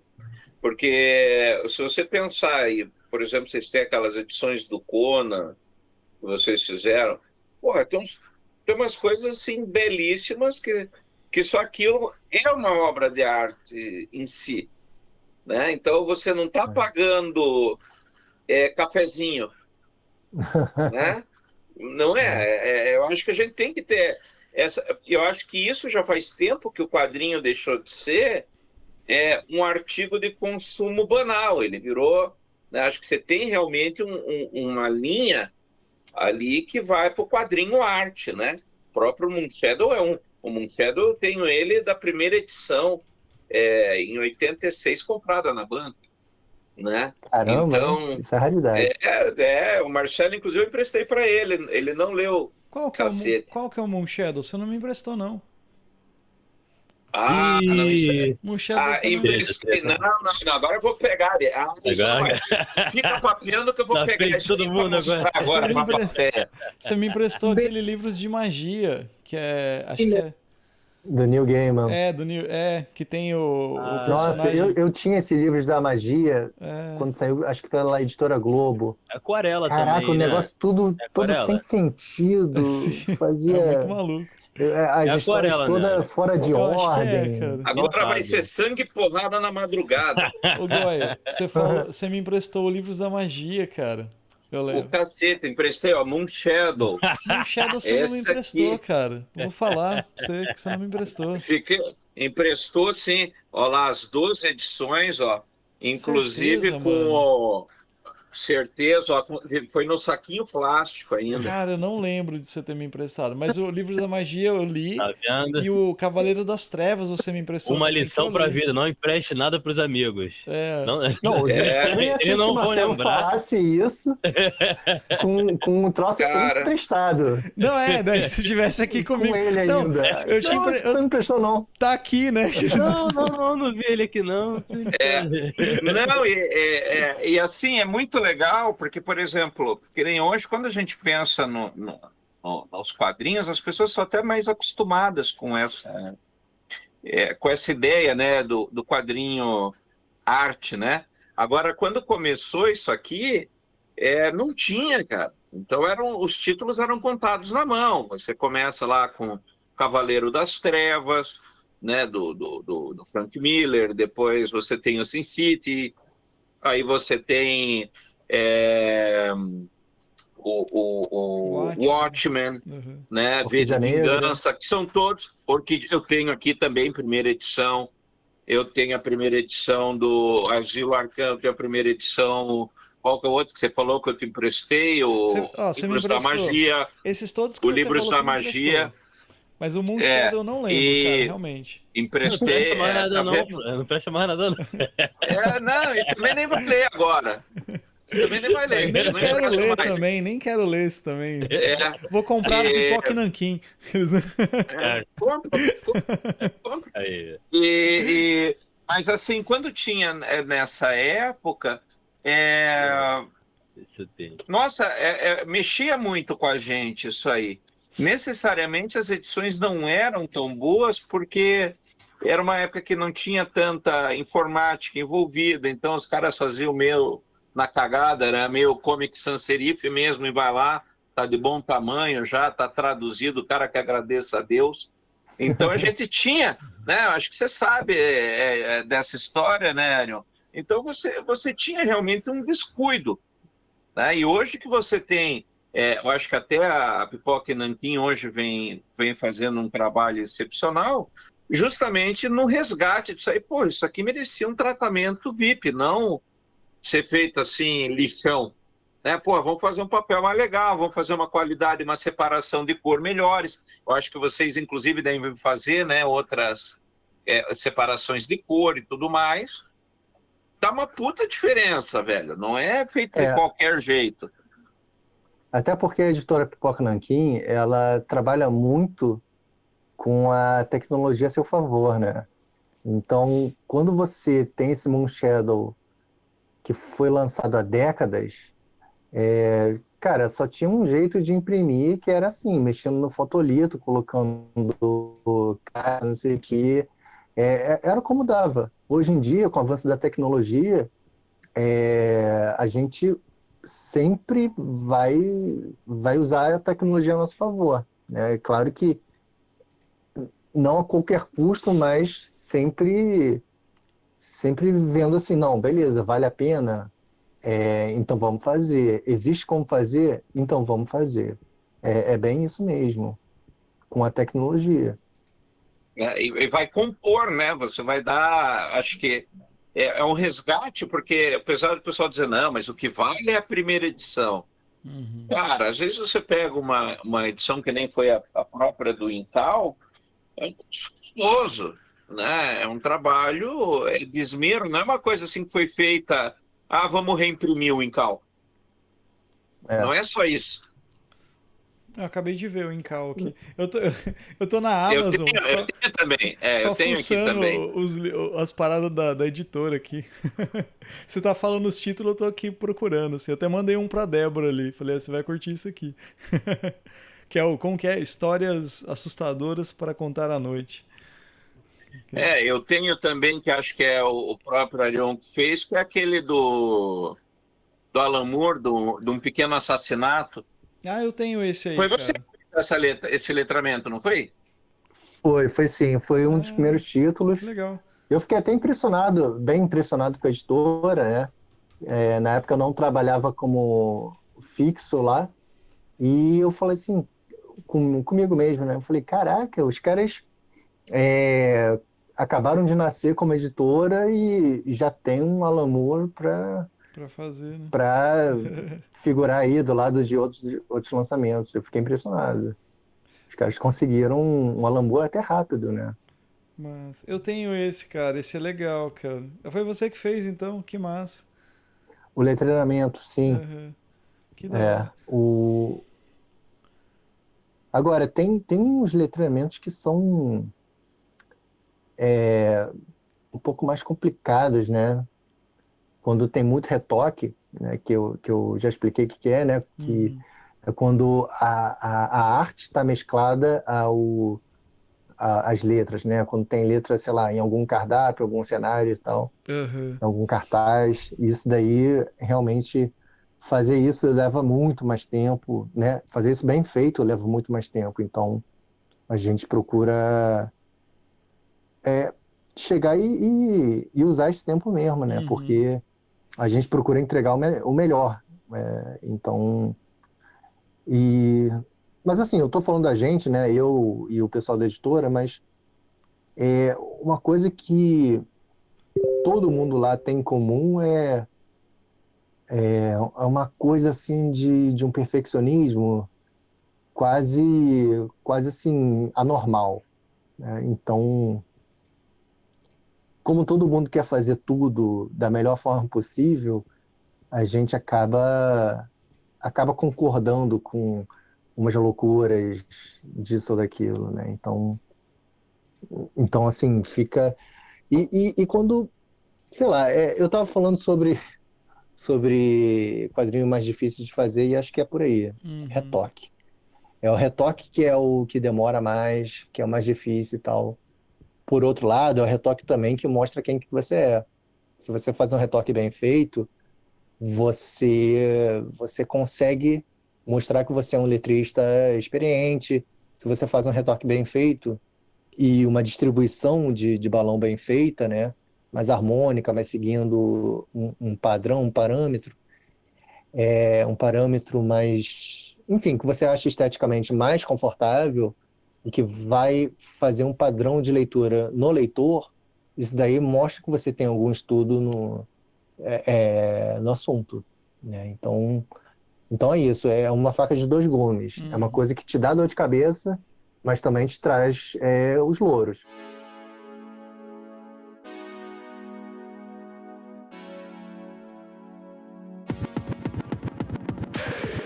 A gente encaminhar para um final, que eu sou chato. Vamos lá. Eu jogo no grupo perguntando, e aí, querem encaminhar para um final? Ninguém fala nada, né? Mas enfim, só pra não, gente... se você se sentir melhor, eu digo, cara, eu quero. Vamos encerrar. Não, é porque eu fico sendo taxado de chato. Não, o Marcelo quer encerrar a conversa, né? O cara que não lê a revista que a gente empresta e devolve... Olha aí. E quer encerrar o... né? Aí quer encerrar a conversa? Não é o chato, não. Cara, ó, mas então, aí, o podcast é condizente, tá vendo? Só justificando, ó, eu li o Watchmen que você emprestou, li o livro de magia, li o Cavaleiro das Trevas e li, eu acho que mais um que você emprestou. E li o Constantine que você me deu lá, o Hellblazer lá, tudo, ó. Só o Moon Shadow que eu não li, cara. E Duna, que ainda não li.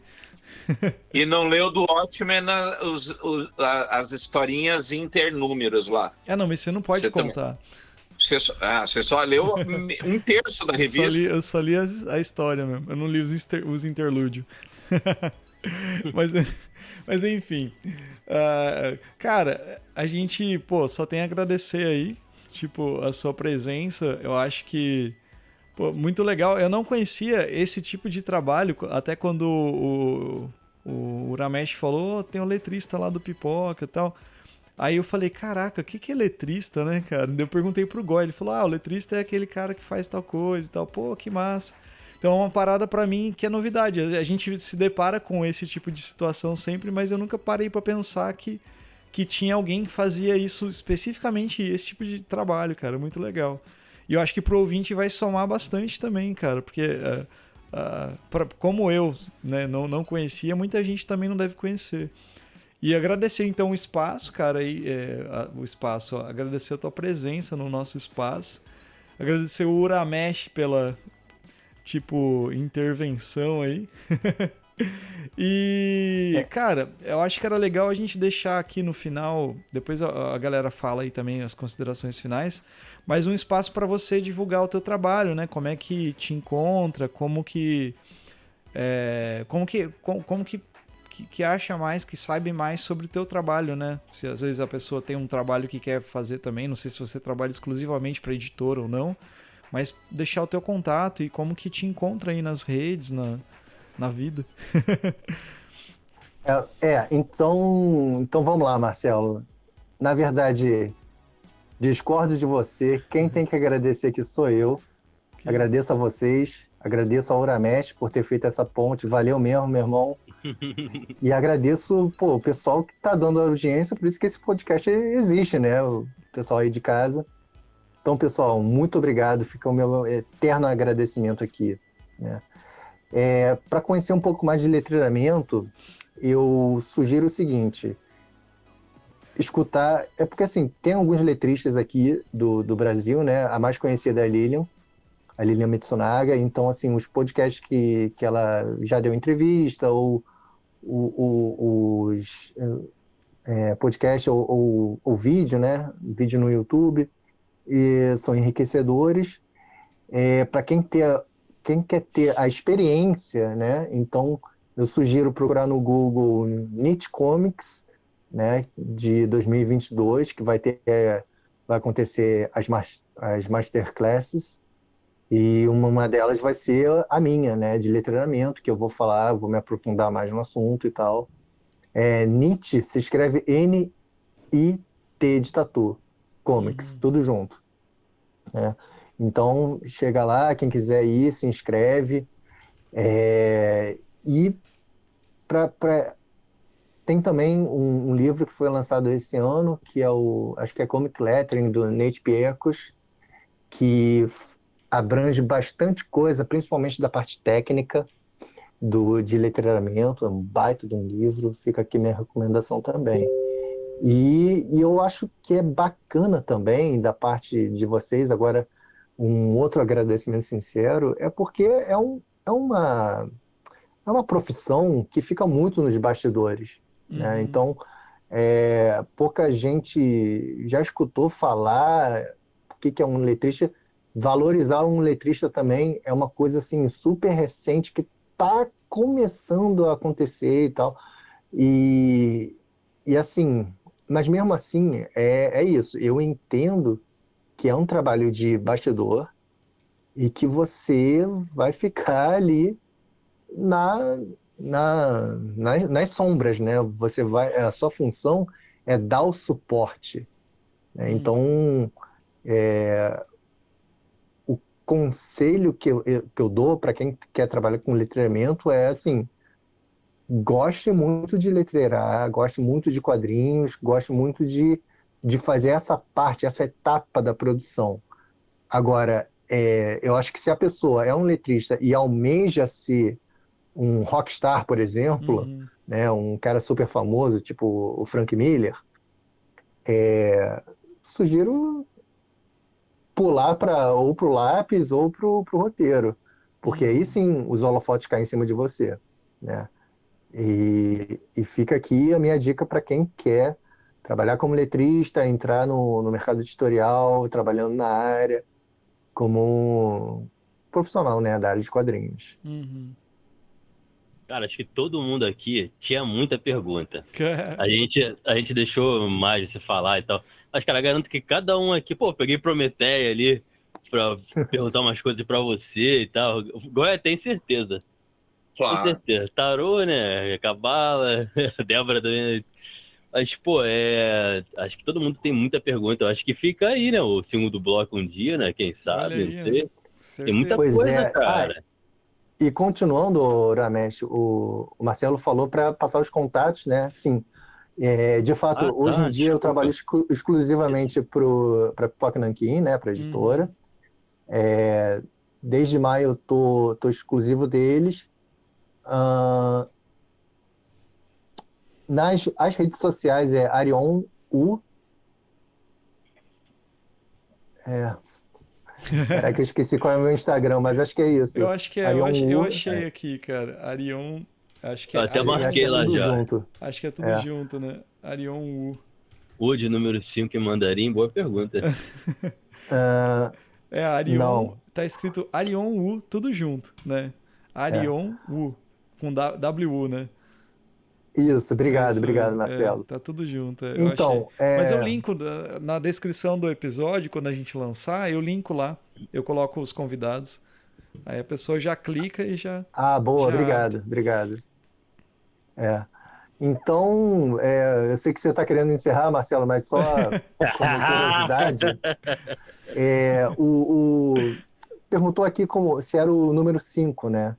O 5, ele tem o mesmo tom, sonoridade, igualzinho do meu sobrenome, se for falado em mandarim, que é o U, né? Então tem esse prolongamento da vogal.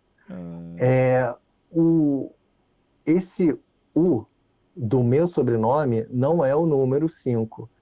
Ele é de um estado da China, né? Porque a China, no passado, ele passou por muita guerra civil. E tinha 3 reinos principais que eram chamados dos 3 reinos combatentes, que eles viviam se guerreando e tal, enfim. E um desses reinos era o reino de Wu, né? Que é o meu sobrenome. O meu sobrenome, em chinês, ele é chamado de Kou Tian Wu, que significa a boca, que é como se escreve, né, o ideograma. É a boca e o céu, né? Então você tem essa junção dessas duas ideias, né, desses dois conceitos, de boca e, e de céu, né? Então, assim, é alguma coisa que tem a ver com a fala, é alguma coisa que tem a ver com a oralidade, enfim, bom, tem N interpretações e, enfim, eu não vou ficar me divulgando quanto a isso, até porque não é o assunto do podcast. Muito bom. Mas aí tá respondendo a sua pergunta. Mas. E você morou lá? Eu morei Na lá, China? mas por pouco tempo, né? Eu morei só durante um ano, mas durante esse ano eu cortei a China. Bom, vocês sabem que a China é um país que consegue ser maior que o Brasil. Então eu peguei a China e varri de norte a sul, Caraca. né? Então tive bastante contato com N sotaques, inúmeros dialetos, e culturas completamente diferentes uma da outra, né? Então, para mim foi ótimo, foi enriquecedor. E eu tenho uma certa saudade, né? Porque foi uma baita de uma viagem que eu fiz e foi uma mudança, né? Porque foi o motivo de eu ter pedido demissão lá da editora Mitos, né? Que fazia quadrinho com eles. E aí, sim, voltei para o Brasil e comecei a trabalhar como freelancer. Na verdade, lá eu já estava fazendo letreiramento freelancer, né? Para Mas. pagar isso, pagar aquilo, enfim. Aí o dinheiro que acabava caindo. Mas. Cara, posso fazer a última pergunta? Opa. Não. Não, acabou. Faz logo. Cara, tem um lance que minha família, por parte de pai, ela é árabe. Eu nunca entendi quando era criança que eles têm uns quadros que são letras, simplesmente letras, né, em árabe, mas querendo formar uma figura, sempre querendo formar uma arte. O Mas são arabeço. letras. É, mas são letras e são quadros lindos demais, cara. Às vezes vem em tapete, às vezes vem muito em quadros. E lá eles não têm quadro, assim, na maioria, tudo que eu vi, eles não têm quadros mesmo de ilustração. São letras, sempre letras, letras, letras. Você sabe se tem alguma lógica com... Porque eu já vi isso em japonês também, deles valorizarem muito a letra por questão de virar uma arte mesmo, porque, pelo que eu sei, pela parte de alguns tios meus que já faleceram, que teve determinado momento, muito, muito tempo atrás, que eles não deixavam pintar realmente figuras lá para o Oriente, né? Figuras, aqueles painéis e tal. Tô falando assim, tipo Irã, Kuwait e tal. E eles tinham que se expressar através de letras e tentando fazer formas, figuras. Tanto que se tu bota quadro árabe no Google agora, você vai ver uns puta quadro lindo assim, mas cheio daquelas letras daquele árabe assim. Então eu quero saber se tem alguma ligação, porque eu já vi algumas coisas em japonês assim, uns painéis assim e tal. Tem... Olha, a interpretação que eu tenho, né, e eu estou falando isso com uma pessoa que não conhece a cultura árabe, é a valorização da caligrafia e a beleza da caligrafia árabe que a pessoa colocou aqueles dizeres e Uhum. ficou uma coisa tão fabulosa que acabou indo ou para tapeçaria ou para moldura. E a mesma coisa acontece, né, na caligrafia chinesa, na caligrafia oriental e até mesmo na caligrafia aqui, né, que a gente tem do nosso ABC. Ah, tá. Nossa. Pô, interessante pra caraca. Mas isso daí eu tô respondendo de orelhada, né? Porque eu não conheço a cultura árabe. Entendi. Uhum. Eu joguei aqui no Google já pra ver caligrafia árabe. É muito louco, né? Pô, você viu os quadros, cara? Pois Os é. puta quadro bonito. O que eu sei é essa história que, na realidade, tem muito a ver com... São trechos do Corão, porque a figura humana é proibida, né? Isso. Você é considerado pior que o cocô do cavalo do bandido. Então, Mas, no entanto, você vê toda a oportunidade de louvar a Deus, inclusive na arte, e aí você faz isso. Então, você transforma os trechos do Corão em coisas, em imagens, né, belíssimas, como uma forma de louvor. Né? No hebraico também acontece isso. Faz sentido. Mas aí também é uma interpretação, uma leitura, né? Gente, então o Arião falou que a bateria dele já está indo para o vinagre. Eu vou agradecer ele para a gente poder fechar e dizer, cara, eu amo letramento e às vezes o letramento, se você não prestava atenção, preste, porque às vezes o segredo de você gostar ou não de uma história e sentir prazer ao ler aquela história está na arte desses profissionais, né? Que compõem tanto quanto o roteiro, quanto a arte gráfica, a escrita é parte da história. A gente não pode esquecer nunca, não é só o texto reto, né? E acho que ele exemplificou maravilhosamente bem e, Arion, tem que vir mais vezes para a gente falar mais, aí falar sobre as iluminuras, hieróglifos e coisas assim. Tem muita coisa. A Débora caiu, cara. E o Arion também. Eu também. Eu tava no celular. Enfim, Débora caiu, mandou um abraço pro Arion e mandou um tchau. E o Arion caiu e eu acho que agora é a nossa deixa, né? É isso aí. Um abraço para todos. Pressão. Ó, a Débora voltou. O Arion caiu, pô. Você voltou, o Arion caiu, cara. Tava no celular Tava também. no celular sem bateria quase. Então, Débora, dê a sua despedida, dê seu tchauzinho. Voltou para dar tchauzinho. Voltei para dar tchauzinho. Até a próxima. Te segui lá, hein, Débora? Marquei todo mundo. Massa.